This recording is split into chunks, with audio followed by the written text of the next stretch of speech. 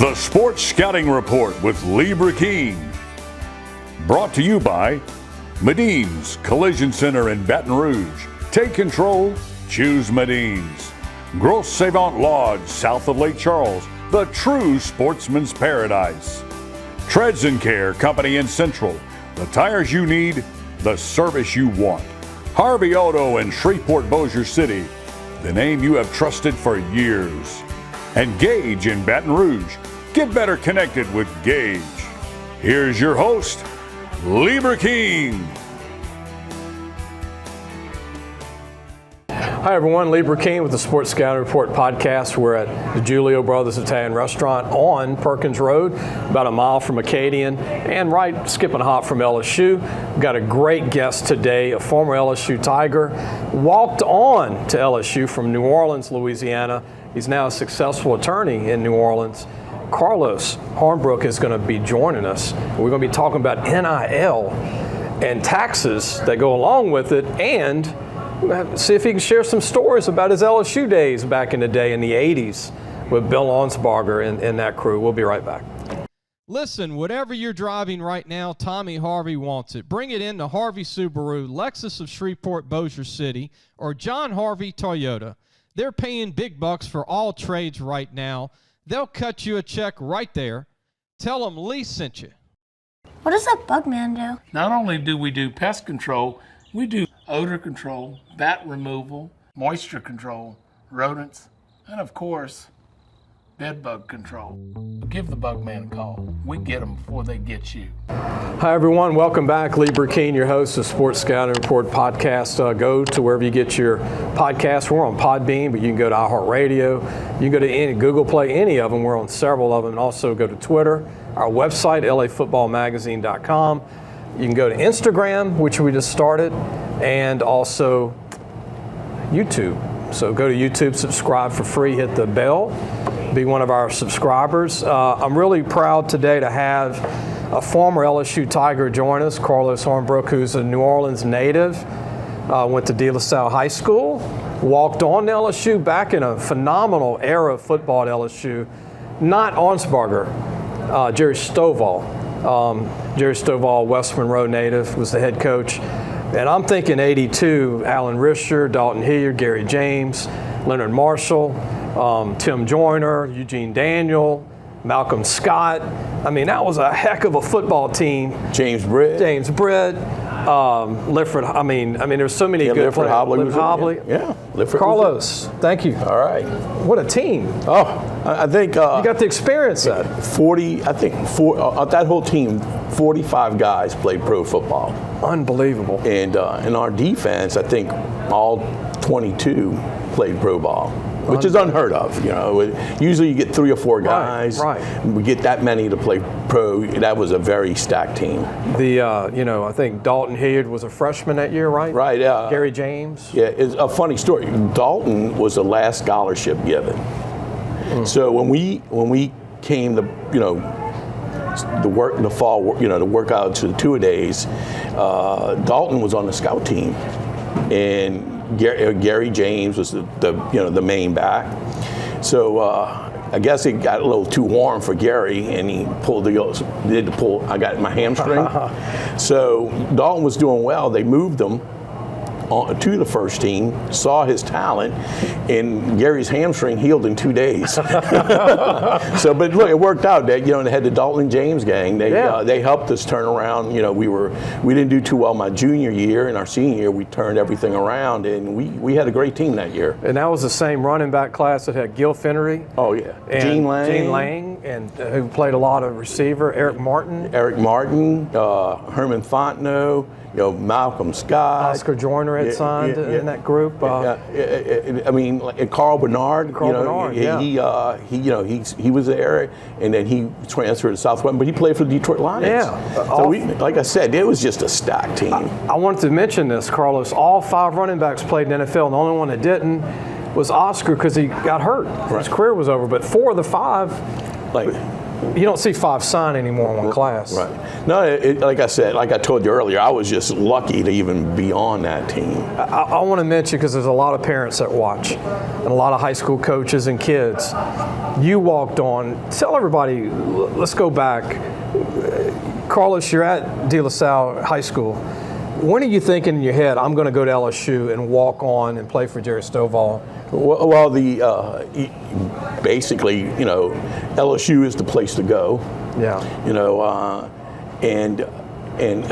I came up. I had some friends that were already up here, and again, I'm an inner city kid from New Orleans. I never left the city. And they take me up to Baton Rouge, and it's South Seas going on, and this is where all the fraternities have a big party, and they try to make it look like you're in the South Sea. They got it's just a fun time. They don't have it anymore, but I was in awe. I'm going, oh my God, what is this place? Yeah. And then I just made up my mind. I'm coming to LSU, and then not knowing any better how talented that team was, I walk on, and I'm glad I did, because it's probably one of the best things I did in my entire life. Most of my good friends are still guys from that team, so that's one thing I'm really grateful for, is the friendships I built. And you got the experience in Nebraska Orange Bowl. That same year, beating Alabama in Alabama with Bear Bryant. Yeah, now, the secret to that was, a lot of people don't know this, is that we had a transfer from John Curtis, Donnie Davis, who had played the Alabama the following year.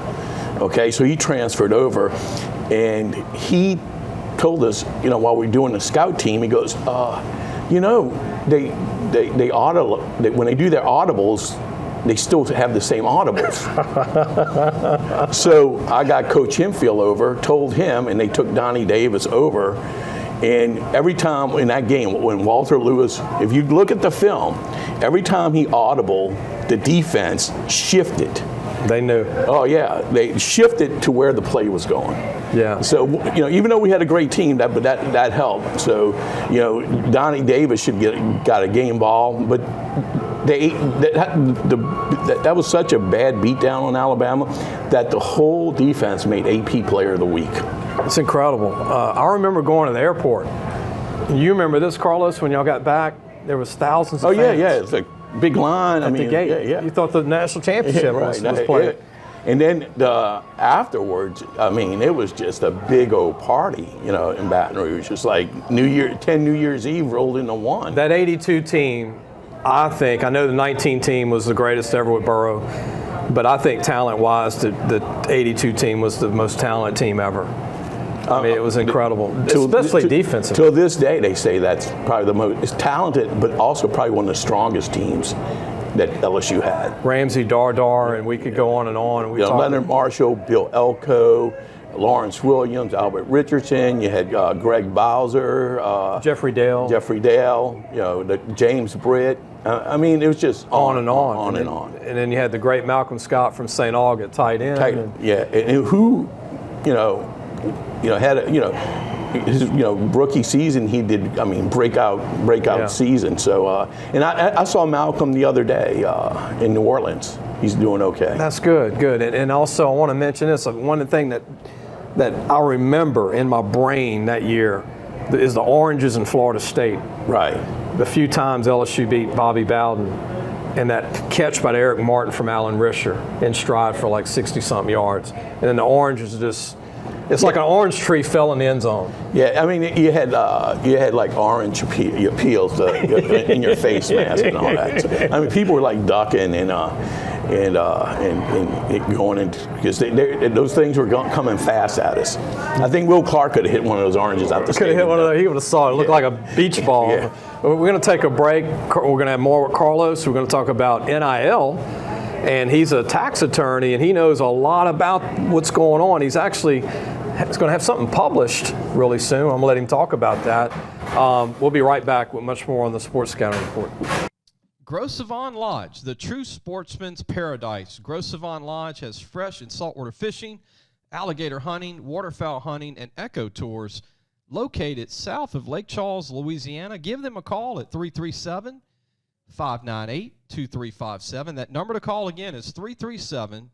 598-2357 and have the time of your life. Listen, whatever you're driving right now, Tommy Harvey wants it. Bring it in to Harvey Subaru, Lexus of Shreveport, Bossier City, or John Harvey Toyota. They're paying big bucks for all trades right now. They'll cut you a check right there. Tell them Lee sent you. Welcome back. Lee Burkeen, your host, the Sports Scouting Report podcast. We've got Carlos Hornbrook with us, the former LSU walk-on linebacker, graduate 82, LSU, played under Jerry Stovall, and De La Salle grad 1978. Yep. So as a matter of fact, I saw one of my high school teammates walking down Poydras Street yesterday, and he, it's just a fine line on walking on, because guys I played football with at De La Salle and other guys throughout the city could have played college football if they wanted to, and that's the key. I want to, since you brought that up, Carlos, I want to continue that. I've talked to a lot of dads in my lifetime just going to a practice randomly, or you at a game and I'm scouting and I know this coach or I know that coach or this guy, and I'm like, you meet the dad and the dad's like, well, how does this work? That's the first question. Who do we call? How do we do it? And you say, look, does your son really want to play ball? If so, call this guy. Right. And then this is how you need to work it, and get a tape ready. And back when you played, you didn't even have to have a tape. Right.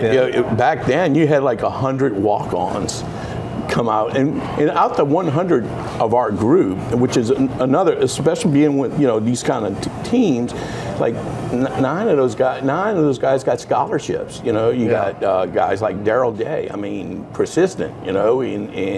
And that could play, that did get to play. You got Keith Melanson. The assistant AD right now, Verge Osbury. Yeah, Verge, but he wasn't on our. Later on.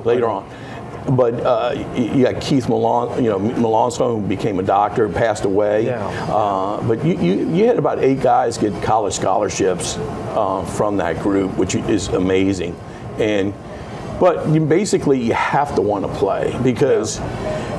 And I bet you it's probably harder now because of the limit of walk-ons. But what you would have to do was you get your high school coach to send you a letter of recommendation. They would look at it.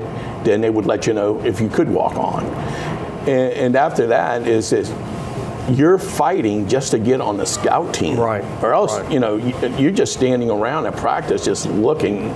And then, fortunately for me, the guys that did get, like Darryl and all, we were lucky enough to get on the scout team at the start, and it was a loaded scout team, because we had a lot of guys that were redshirted, that ended up doing that Orange Bowl year, really doing well. But a lot of them were on a scout team with us, where that year, my junior year, I think we finished 3-8 or whatever. We're really dominating the varsity, the first team offense. Wow, in practice. In practice. Getting them ready, scout squad. Scout team. Yeah, but you had Archie Sutton, guys like that ended up playing real well. Archie, I think, played in the pros too. But that scout team, my junior year, was dominating the first team offense. But kids today get so caught up in the social media, if they don't get an offer and they don't sign, they might just give up. But don't give up, because a lot of guys don't realize if you have good grades and you got a good ACT, a good GPA now, well, that's carrying the team right now. That was another reason, I think. 2 reasons, I think, where, like I said, I was lucky to be on that team. But one of the reasons was, one, they saw I was going to graduate, and 2, we kept the team loose. And by keeping the team loose, we do things like, for instance, they had a guy, Bob Barrett. His dad was coming to the game, and he was fretting about dressing out. Now, back in the day, they had those little clip things, and you clip the name of the player. Yeah. So for LSU, you had about 12 deep at each position. Locker. Yeah. So what we did was we got into the coach's office, took his name, put him up at number 5. And they didn't even notice he made the dress out team.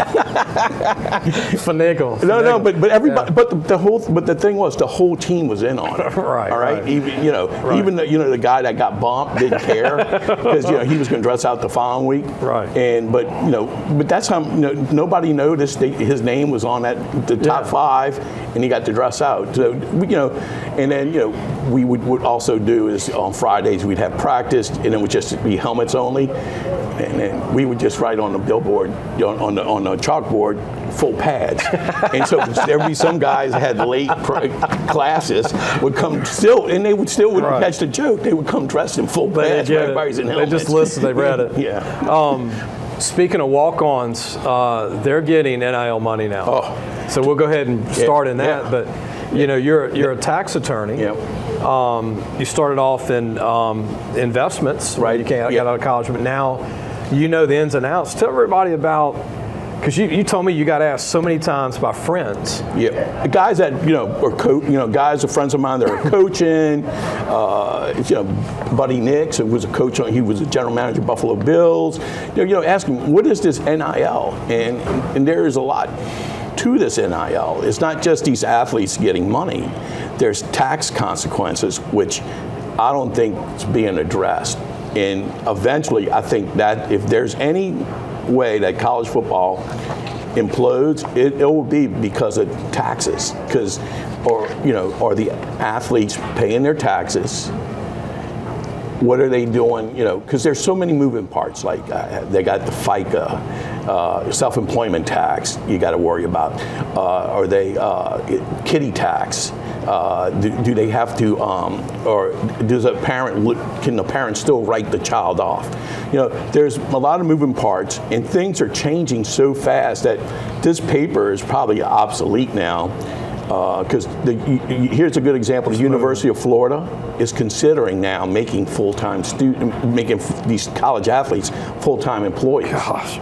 All right, but what that does, it will help them with the self-employment tax and be able to put into a 401k plan, where right now they can't. So there's really a lot of moving parts, financial planning, and things that are involved that are just going right, skim through. Yeah. And these are a lot of complicated issues that could cause problems. And Carlos, you were raised by a single mom. Correct. And you didn't grow up learning taxes on, if you got paid back in the day. No, I mean, if somebody would have gave me $12,000, I probably gave some to my mom. Yeah. And probably would have spent the rest. But then, come April, and I asked a couple of players this, LSU players, I go, what happens if you don't have money to pay your taxes?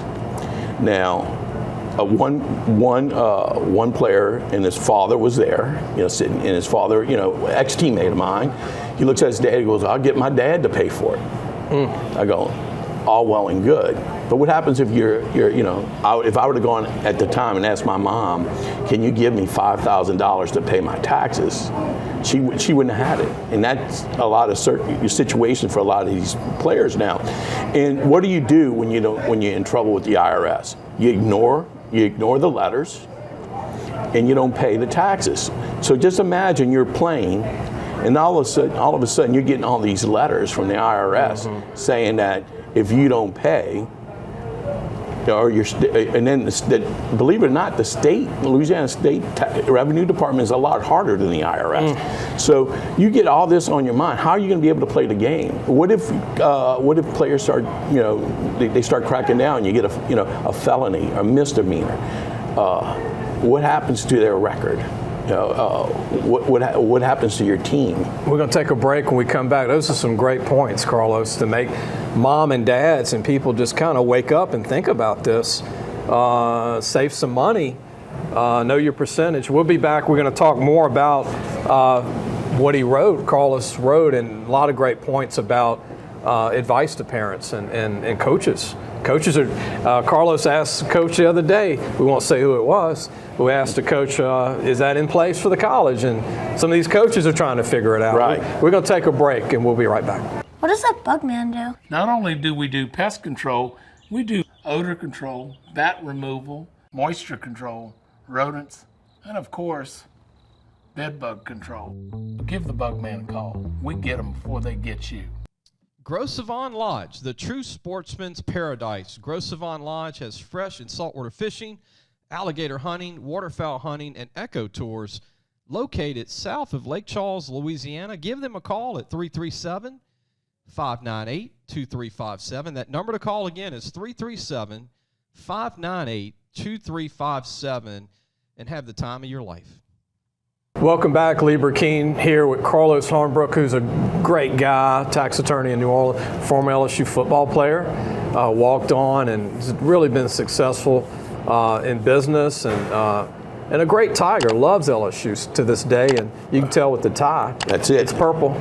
Hey, Not green, it's purple. I tell you what, if it wasn't for LSU football, all right, I wouldn't be where I am today, because out of college, I became, selling insurance and investments, and most of my clients were my teammates' parents. They gave me a shot. And, like I said, I owe LSU football a lot. And education means a lot, and LSU's was big for Carlos. I want to mention we're at DiGiulio's Italian Brothers Restaurant here on Perkins Road by LSU, close to, not far from Acadian. Great homemade food, and great brunch on Sunday if you're ever in Baton Rouge from 10:30 to 2. You can get the regular menu and the brunch, which I like. You can get either or. Today we had a pizza come out. I don't know, Carlos, hopefully if there's any left, he's going to get some pizza. Great homemade pizza. They got 5-cheese pizza here too, wow, which is incredible. Getting back to NIL, Carlos, you had mentioned in the break some of the things that can happen to you if you don't pay your taxes, depending on the state. Some states you can lose your license. Your driver's license, and that can start another litany of problems down the road, driving without a license. And just things will start piling up, and that's what you want to avoid. Here's another thing that happens is, this is happening right now at East Tennessee State University.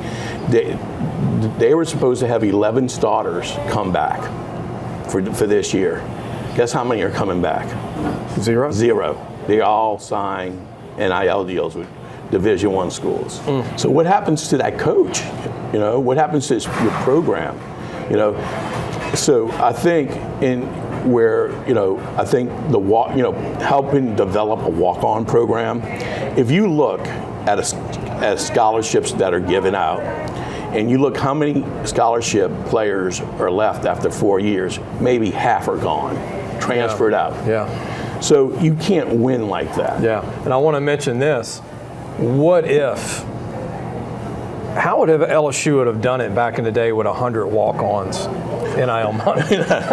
Today it's like 30. Yeah, we each probably would have got the same thing, $5 after a game and a ham sandwich. How do you split that up? I mean 100. Yeah. But I think that also enhances your walk-on program, where maybe where a guy like me might have not have gotten a chance, because you might hit what they go gray shirts, right? You go up to a guy that's a tweener. Yeah. And you go, look, come here. You're going to come walk on. Not, we can't pay for your school, but you're going to get $25,000. That's a good point. A year. Yeah. So that really, you can look at University of Nebraska when they had the great walk-on program. Man, the best. Their walk-on program produced All-Americans. Now, I heard Coach Kelly talk the other day. He said 6 walk-ons are getting scholarships. Yeah. Which is an unheard amount. Including one's the kicker. Yeah, who came from Maryland. You're going to get six guys, 6 walk-ons getting scholarships, and these are the guys that are going to stick with your team for probably 4 or 5 years. And they get NIL money. NIL. So they got the being a walk-on.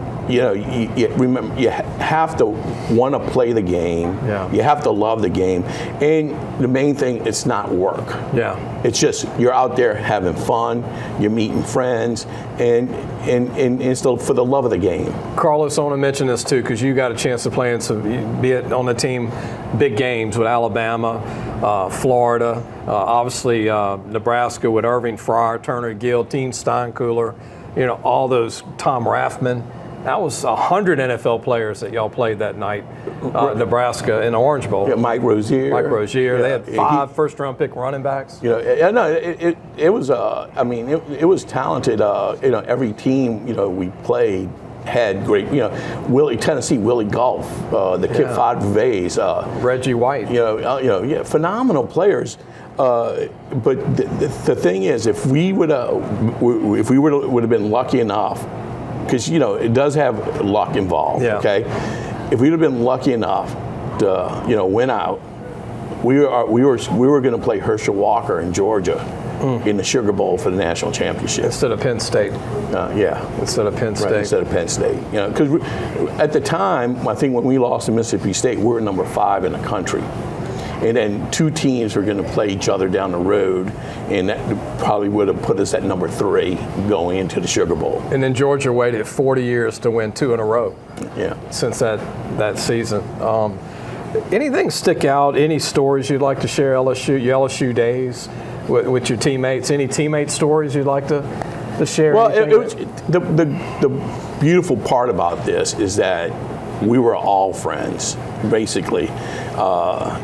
It didn't matter, black, white, whatever, purple, yellow, It didn't matter. We're basically a team, and we're all friends.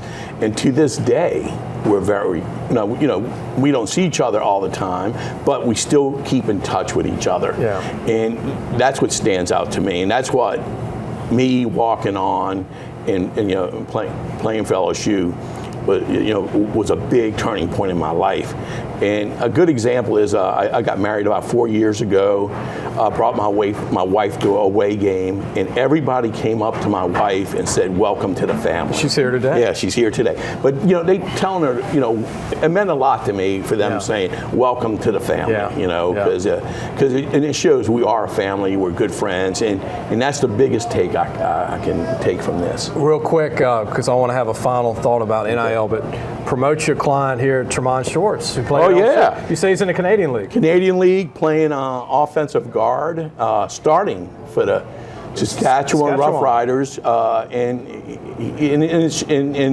and what I mean, he didn't start at LSU, but he is a great, strong player. Like earlier today with Will Clark and them were saying that you got God-given talents. All right, he is a strong individual. Big guy. Yes, but mainly strong. Strong. Yeah. So he can, when you get to that level, you have to be strong. Carlos, final thoughts to parents and coaches for NIL. And it's moving. NIL, make sure, education. Like Will Clark said earlier when he played pro baseball, and this happens to pro football players, and it's going to happen to college players. You're going to have to file 8 or 9, 10 separate tax returns for the different jurisdictions you play in. So it's become that the parents need to get educated, the players or the athletes need to get educated, because if you don't get educated, you're going to end up in trouble. And it's a type of trouble you don't want to get in, because then you have to hire a guy like me to get you out of trouble, and I charge $550 an hour. And you don't want that, and you don't need that. And what's important is to get good advice. Don't be afraid to ask questions.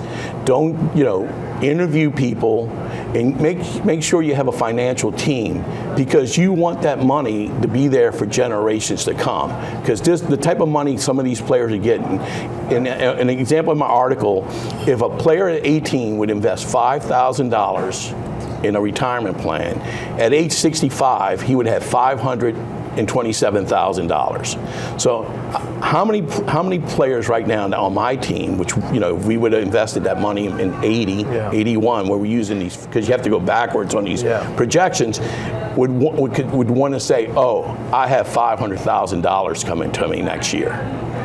That's why this is important. Take advantage of something that is being given to you, and turn it into where it becomes generational, where later on your children will keep better off. Carlos, thanks for joining us. Same here. Appreciate it, from coming all the way from New Orleans, Louisiana, and appreciate you being a part of our show. Yeah, well, I enjoyed it. Thank you. I'm a big fan. I watch your show, and once you give me the opportunity to come on here, was like a bucket list for me. Okay, all right. I know it's not like going to France. I appreciate it. Appreciate it. That was Carlos Hornbrook, who's actually going on vacation this year. I need one. I need about a month, but enjoy interviewing Carlos. Earlier we had Bill Daly and Will Clark on our show earlier, and then this is going to be played this week. Appreciate it. We'll see everybody next week. Thanks for listening to the Sports Scouting Report podcast with Lee Burkeen.